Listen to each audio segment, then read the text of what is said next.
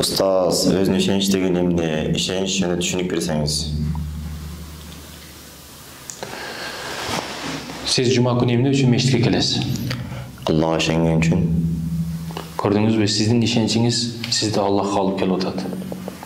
Siz işengeniniz üçün meşitke kelip жатасыз. Adamlar kvartirasında özünü жылуу көрпөсүндө уктап жата берет, багымдатка турбасын. А бирок кээ бир адамдардын ишенчи күчтүү болгондугу үчүн, Раббысы Аллахка чындап ишенгендиги үчүн, ахиретте бейишке киришине ишенгендиги үчүн, ишенчи аны жаткан жылуу көрпөсүнөн тургузуп, мешитке алып келет. Кудайга ишенбестен Иса пайгамбарды Кудайдын баласы деп Иса пайгамбарга сыйынгандар церковке барышат воскресенье күндөрү. Алардын ишенчи ошол жака алып барып атат аларды. Демек ишенч маселеси биздин эң орчундуу маселелерибизден экен. Кимге ишенип жатабыз? Эмнеге ишенип жатабыз? Бирөөлөр өзүмө ишенем дейт. Ооба, өзүңө ишен, бирок биринчи Аллахка ишен. Сиздин Аллахка ишенчиңиз сиздин эң чоң өзүңүзгө ишенчиңиз болуп эсептелет.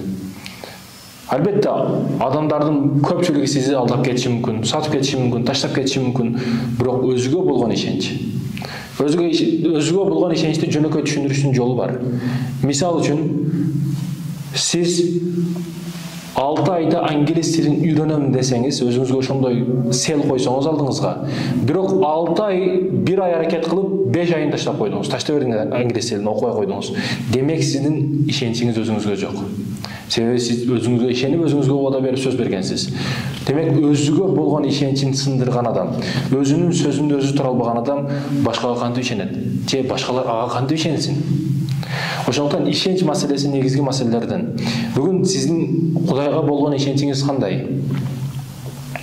Кудайга болгон ишенчиңиз кандай? Кээ бирөөлөр корккон учурда, чалдыгып кеткен учурда, башына проблема келген учурда гана Кудайга ишенчи күчөйт. А бактылуу күндөрдө Кудайды унутат. Демек ишенч маселеси жакшы күндө да, жаман күндө да бирдей болуш керек. Кудайга карата ой жүгүртүүбүз, көз карашыбыз жакшы жаман күндөрдө, кайгы кубаныч күндөрдө барында бирдей болуш керек. Ооба, көчөлөрдө бар, мен өзүмө ишенем, ким урушат деп, ошентип өзүнө урушуп, кээде ошондой жеңишке жеткендер дагы бар. Бирок сахнага артисттер көп, мисалы үчүн жөнөкөй эле. Ырдап жүргөндөр өтө көп. Мектеп учурунда эле концерт коюп, окуучуларына, досторуна мектепке концерт коюп, миңдеген артисттер чыгат. Бирок бардыгы аларды звезда болуп, көп күчтүү сахналарга чыгып кетпейт артист болуп, звезда болуп. Аллах ар бир адамды өзүнүн ишенчине жараша, өзүнүн аракетине жараша даражаларга коет. Менмин деген бойлорго, менмин деген сахналарга Кудайга ишенчи күчтүүлөр гана чыга алат. Себеби ошол сахнага дагы, бойго дагы, телевидениедагы болсун, телевизорго болсун чыккан күчтүү адамдардын алардын кыйындыгынан эмес. Бул нерсе алардын күчтүүлүгүнөн же күчтүү тренировкандыгынан же голос коозугунан эмес. Аларды Аллах тандап алгандыгы үчүн, алардын Кудайга карата ишенчи күчтүү болгондугу үчүн бар жокко Аллах кудуреттүү. Себеби алардан да күчтүүлөрү бар эле, күчтүү мушташкандары бар эле. Алар өздөрү билет, өздөрү жеңип кала турган күчтүү спортсмендер дагы бар эле, сахнага чыга элек.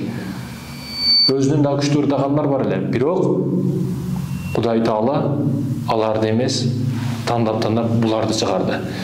Демек бул жерде ишенч маселеси. Өзүгө биринчиден Кудайга ишен. Кудайга ишенчиң бул сага өзүңө карата ишенчиң болуп эсептелет.